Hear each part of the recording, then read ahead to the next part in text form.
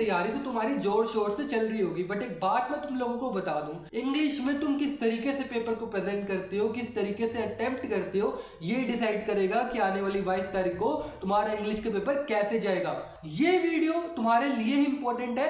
एक एक बात जो यहाँ बताऊंगा प्रेजेंटेशन के मामले में, और किस तरीके से पेपर को अटेम्प्ट करना है, रीडिंग टाइम को कैसे यूटिलाइज करना है, एक एक डाउट तुम्हारा आज सोल्व हो जाएगा इस वीडियो के थ्रू। इस वीडियो के बाद तुम्हें कोई भी दिक्कत नहीं होने वाली है। बट एक मिनट, इससे पहले मैंने इंग्लिश का रोड मैप भी अपलोड कर रखा है इस चैनल के ऊपर। तुम लोगों ने अगर वो वीडियो नहीं देखी तो प्लीज देख लेना। मैं ऊपर आई बटन पे वीडियो की लिंक प्रोवाइड कर दूंगा, उससे भी तुम्हारी काफी हेल्प हो जाएगी, तुमको समझ आ जाएगा अभी जितने रिमेनिंग डेज पड़े हैं तुम लोगों को तीनों सेक्शंस के लिए कैसे प्रिपरेशन अपनी स्टार्ट करनी है। क्योंकि 22 तारीख को तो पेपर सब लिखने वाले हैं, लेकिन अपने आप को अलग बनाना है ना, प्रेजेंटेशन के मामले में फोड़ देना। उससे पहले अगर तुम चैनल पे नए हो तो चैनल को सब्सक्राइब करके बेल आइकन को प्रेस कर देना। ये मैं अपने लिए नहीं बोल रहा, तुम्हारे लिए बोल रहा हूँ। इस चैनल के ऊपर अकाउंटेंसी, बिजनेस स्टडीज, इकोनॉमिक्स और मैथ्स, इन सभी पेपरों से पहले जो तुम्हारे गैप डेज है ना, उनमें कैसे प्रिपरेशन करनी है, एक एक बात जो तुम्हें जानना जरूरी है, सब कुछ मैं इस चैनल पे कवर करूंगा। उन वीडियोस की नोटिफिकेशन तुमसे मिस ना हो तो बेल आइकन को भी प्रेस कर देना, ताकि सबसे पहले अपडेट तुम लोगों को आए।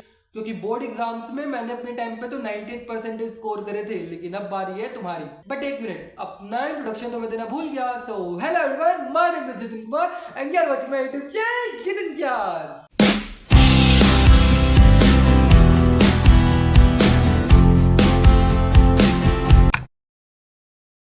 टिप नंबर 1, स्टार्टिंग के जो 15 मिनट तुम्हारे पास होंगे ना रीडिंग टाइम, उस रीडिंग टाइम को कैसे यूटिलाइज करना है। रीडिंग कॉम्प्रिहेंशन वाला जो तुम्हारा सेक्शन ए होगा, उसमें 2 पैराग्राफ गिवन होंगे ना। मैं ये सजेस्ट करूंगा स्टार्टिंग के 15 मिनट में तो इन दोनों पैराग्राफ को तुम ऊपर ऊपर से पढ़ने पे लगा देना, ताकि जब 3 घंटे तुम्हारे शुरू हो ना तो तुम लोग मेंटली थोड़ा आगे होगे उन स्टूडेंट्स के कंपैरिजन में जो लोग रीडिंग कॉम्प्रिहेंशन को अटेम्प्ट करना शुरू करेंगे 3 घंटे के स्टार्टिंग में।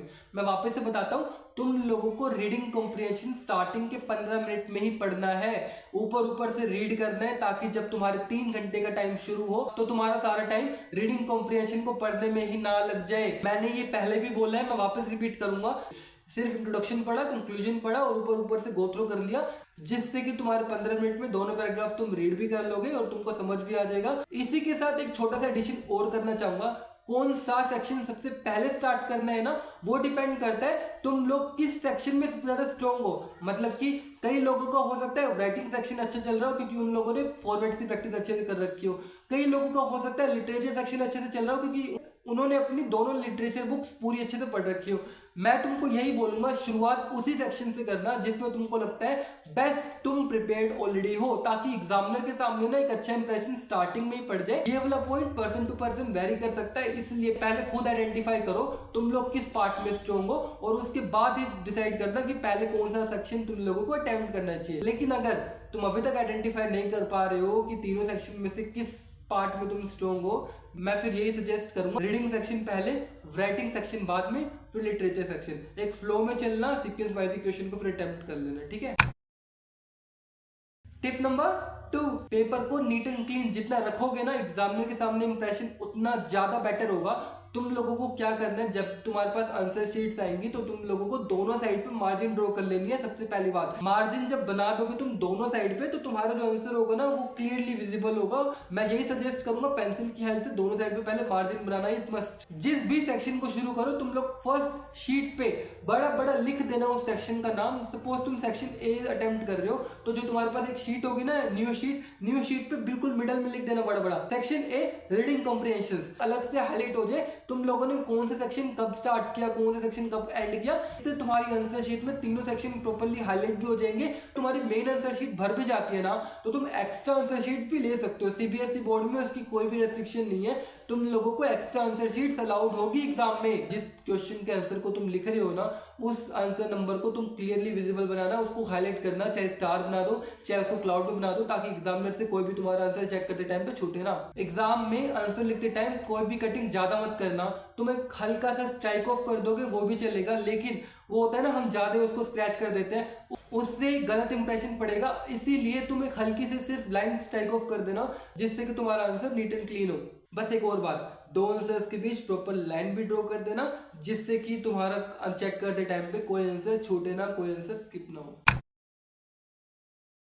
टिप नंबर 3, तुम लोगों को अगर ऐसे लगता है सीक्वेंस में क्वेश्चन अटेम्प्ट करते टाइम कि तुम लोगों से क्वेश्चन का आंसर नहीं आ पा रहा है, या फिर हो सकता है तुम लोगों को लास्ट में याद आ जाए, मैं फिर यही बोलूंगा उसको अटेम्प्ट भी फिर लास्ट में करना, ठीक है। बीच में स्पेस छोड़ने की कोई जरूरत नहीं है। क्वेश्चन अटेम्प्ट हमेशा लास्ट में करना, और जिस भी सेक्शन का वो क्वेश्चन हो उसको भी ऊपर प्रॉपर हाईलाइट कर देना कि हाँ एग्जामिनर को ये समझ आ जाए ये क्वेश्चन उस सेक्शन का है और इसने लास्ट में अटेम्प्ट कर रखा है। एग्जामिनर के लिए तुम जितनी चीजें आसान बनाओगे उतने ज्यादा तुम्हारे चांसेस होंगे मार्क्स इंक्रीज होने के।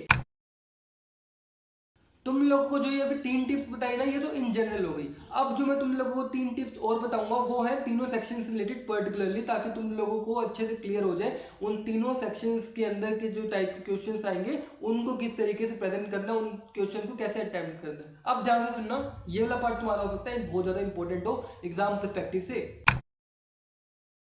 टिप नंबर 4 में मैं कवर करना चाहूंगा रीडिंग कॉम्प्रिहेंशन वाला, जो तुम्हारा सेक्शन ए होगा। रीडिंग कॉम्प्रिहेंशन के कुछ क्वेश्चन तुम लोगों को ऐसे देखने को मिलेंगे जो direct ditto to ditto line to line passage से तुमको मिल जाएंगे, बट सबसे बड़ी बेवकूफी होगी अगर उसको सेम टू सेम उठा के तुम लोगों ने अपने आंसर्स में भी लिख दिया तो।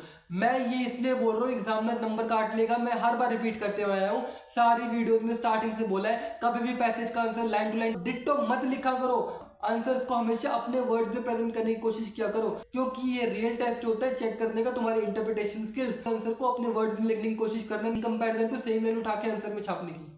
जो तुम्हारा फैक्चुअल पैराग्राफ होगा ना, मतलब पैराग्राफ नंबर 2, उसमें ना तुम लोगों को हो सकता है कुछ क्वेश्चन ऐसे देखने को मिले जिसमें अफेक्ट पूछो, जैसे कितना इंक्रीज हुआ कितना डिक्रीज हुआ किसी 2 फिगर में, या फिर कुछ ऐसे क्वेश्चन हो सकते हैं जिसमें ना तुम लोगों से मार्जिनल इंक्रीज पूछ रखो। मैं तुमको यही कहूंगा तुम लोग उसमें जितनी कैलकुलेशन करके अपने आंसर्स को लिख सकते हो ना, यहाँ पे मैं एग्जांपल देके समझाता हूँ। सेकंड पैराग्राफ में सपोज तुम लोगों से पूछ रखा है कि कंपेयर करो वो फिगर, सपोज फर्स्ट ईयर में गिवन है 1000 और सेकंड ईयर में गिवन है 1200। देखो यहाँ पे कितने परसेंटेज का इंक्रीज हुआ, 20% का। ये मैं इसलिए बोल रहा हूँ ताकि ना डेटा इंटरप्रिटेशन वाले क्वेश्चंस में तुम लोगों का इंप्रेशन अलग से पड़ेगा जब तुम थोड़ी बहुत मेहनत कर लोगे कैलकुलेशन वाले पार्ट पे। अगर तुमसे क्वेश्चन इंक्रीज डिक्रीज रिलेटेड पूछ रखा हो और उसके ऊपर अपने कमेंट करने के लिए कह रहा हो, तो तुम लोग थोड़ी सी मेहनत कर लेना ताकि प्रेजेंटेशन के मामले में एग्जामिनर के सामने एक अच्छा इंप्रेशन यहाँ वाले पॉइंट पे भी पड़ जाए। तुम लोगों को पैराग्राफ में एंटोनियम, सिनोनियम, आइडम्स, फ्रेजेस या फिर फिगर ऑफ स्पीच वाले क्वेश्चन भी देखने को मिल सकते हैं। लास्ट मोमेंट पे आके तुम एक्स्ट्रा क्या ही कर लोगे अगर तुम्हारी वोकैबुलरी इतनी स्ट्रॉन्ग नहीं है तो। मैंने इसके लिए एक और सोल्यूशन तुम लोगों को डिस्क्रिप्शन बॉक्स में प्रोवाइड कर रखा है। अनसीन पैसेज से रिलेटेड जो रेलिवेंट इन्फॉर्मेशन, जो रेलिवेंट क्वेश्चन तुम लोगों से पूछे जा सकते हैं ना, एंटोनियम, सिनोनियम, आइडम, फ्रेजेस या फिर फिगर ऑफ स्पीच से रिलेटेड, वो कुछ वीडियोस मैंने नीचे डिस्क्रिप्शन में प्रोवाइड कर रखी है। उन वीडियोस को देख लेना ताकि तुम्हारे ना ग्रामेटिकल पार्ट वाले अगर कोई क्वेश्चन आ जाता है एक्सट्रैक्ट में या फिर तुम्हारे अनसीन पैसेज में, तो तुम लोगों को प्रॉब्लम नहीं होगी। हो सकता है अगर तुम्हारा लक काम कर गया, उन वीडियो से तुम्हारी काफी ज्यादा हेल्प भी हो जाएगी। टिप नंबर 5, ये है राइटिंग सेक्शन वाले पार्ट से रिलेटेड। मैंने तुमको पहले भी बोला है, वापस बोलूंगा, राइटिंग सेक्शन में फॉर्मेट मस्ट है। नोटिस, इनविटेशन, रिप्लाईज, आर्टिकल या फिर रिपोर्ट राइटिंग और लेटर, इन चारों के तुमको अगर फॉर्मेट से याद होंगे तुम प्रेजेंटेशन के मामले में राइटिंग सेक्शन में फोड़ दोगे। बायोडाटा और नोटिस को हमेशा एक बॉक्स में ड्रॉ करना, बॉक्स में उसको clearly neat and clean present करना ताकि एग्जामिनर को विजिबल भी हो और फॉर्मेट के मामले में तुम कुछ गलती भी ना करो। तुम लोगों की मैंने छोटी सी हेल्प कर रखी है, डिस्क्रिप्शन बॉक्स में मैंने तुम लोगों को एक गूगल ड्राइव की लिंक दे रखी है जहां से तुम चारों के फॉर्मेट्स डाउनलोड कर सकते हो। एक समराइज तरीके से मैंने वो पीडीएफ तैयार कर रखी है, उस पीडीएफ से तुम्हारी काफी हेल्प हो जाएगी। इतना कर लोगे ना राइटिंग सेक्शन में, तुम्हारे लिए इनफ है। टिप नंबर 6 रिलेटेड है लिटरेचर सेक्शन से जुड़ी हुई। मैं तुमको यही बोलूंगा, लिटरेचर सेक्शंस के आंसर जब भी तुम लिखना शुरू करो उनको कभी भी बुलेट पॉइंट्स में मत लिखना, पैराग्राफ में ही लिखना। यहाँ इसके पीछे को मैं रीजन दे देता हूँ। बुलेट पॉइंट्स में आंसर्स को तब लिखते हैं जब तुमसे कोई इंपॉर्टेंट इन्फॉर्मेशन पूछी हुई हो। लिटरेचर वाले पार्ट में क्वेश्चन पूछने का मकसद होता है तुम्हारी लैंग्वेज टेस्ट करना, और लैंग्वेज टेस्ट तभी होगी जब तुम लोगों ने उसको पैराग्राफ में आंसर्स को अपने लिख रखा होगा। तो कोई भी कीवर्ड है, कोई भी की टर्म आता है, तुम लोग प्लीज उसको हाईलाइट भी कर देना। तुम लोगों ने मेरे से पूछा था क्या इंग्लिश में पोएट और राइटर के नाम याद करना जरूरी है। एक बात बताओ, 19 चैप्टर है, याद हो जाएंगे? नहीं होंगे ना, तो क्यों कॉम्प्लिकेट करना है चीज़ों को। मत करो अगर याद नहीं हो पा रहे, क्योंकि लास्ट मोमेंट पे ना जितना तुम्हारे माइंड में चीज़ें स्टोर रहेंगी उतना बेटर रहेगा इन कंपैरिजन टू इररेलेवेंट चीज़ें पढ़ने का। ठीक है, अपने आंसर्स को समराइज तरीके से मेंशन करके आना। और एक्सट्रैक्ट बेस्ड क्वेश्चन जितने भी तुमसे पूछे होंगे ना, मैं यही सजेस्ट करूंगा, डिस्क्रिप्शन बॉक्स में मैंने सीबीएसई के पास्ट ईयर क्वेश्चन पेपर दे रखे हैं जो बोर्ड्स में हर बार आए हैं, उनसे एक बार प्रैक्टिस कर लेना उन एक्सट्रैक्ट बेस्ड क्वेश्चंस की, ताकि तुम्हारा कॉन्फिडेंस एक नेक्स्ट लेवल पे पहुंच जाए। पोएट और राइटर्स के नाम ना तभी तुम मेंशन करना अगर तुमको अच्छे से याद हो तो, अगर गलत कोट कर दिया पूरा आंसर कट हो जाएगा, एक भी नंबर नहीं मिलेगा तुमको, इसीलिए तो रिस्क मत लेना। मार्किंग स्कीम जो मैंने डिस्क्रिप्शन बॉक्स में प्रोवाइड करी है, प्लीज एक बार देख लेना उसको, ताकि तुमको समझ आ जाए कितने वर्ड्स मेंशन करने हैं फॉर अ पर्टिकुलर क्वेश्चन। लेकिन हाँ, जैसे मैंने पहले बताया, लिटरेचर सेक्शन के आंसर्स को कभी भी बुलेट पॉइंट पे मत लिखना, नंबर कट हो जाएंगे, नंबर नहीं मिलेंगे। पैराग्राफ में लिखना और हाईलाइट कर देना की टर्म्स कीवर्ड्स को, सिंपल एनसीईआरटी रीडिंग कर लेना अगर तुम लोगों को कंटेंट लिखने में प्रॉब्लम हो रही है तो, ताकि ना जब तुम रीड करते टाइम पे तुम्हारे जो कुछ कीवर्ड्स होते हैं, की टर्म्स होते हैं, तुम्हारे माइंड में थोड़ा बहुत स्टोर अगर हो गया तो एग्जाम में लिखते टाइम पे कोई भी प्रॉब्लम नहीं आएगी, तुम अच्छे से आंसर अटेम्प्ट कर पा रहे होगी। बस तीनों सेक्शंस रिलेटेड मैंने तुम लोगों को बता दिया, writing section, reading section, literature section. एक एक पॉइंट जो मैंने अब बात तुम लोगों के लिए कवर करी है प्रेजेंटेशन के मामले में, इतना कर लोगे बेस्ट है, 10 से 15 नंबर का बूस्ट तुमको यूं ही मिल जाएगा। ये वीडियो इंपॉर्टेंट थी तुम्हारे लिए इस मोमेंट पे रिलीज करना, ताकि तुम अभी जो भी क्वेश्चन पेपर प्रैक्टिस करो, सैम्पल क्वेश्चन पेपर या फिर किसी और पब्लिकेशन का भी, तुम लोग ये सारी टिप्स फॉलो करोगे तो तुम्हारी हैबिट बन जाएगी। जब बोर्ड एग्जाम वाले दिन पेपर अटेम्प्ट करोगे तो कोई भी प्रॉब्लम नहीं आएगी।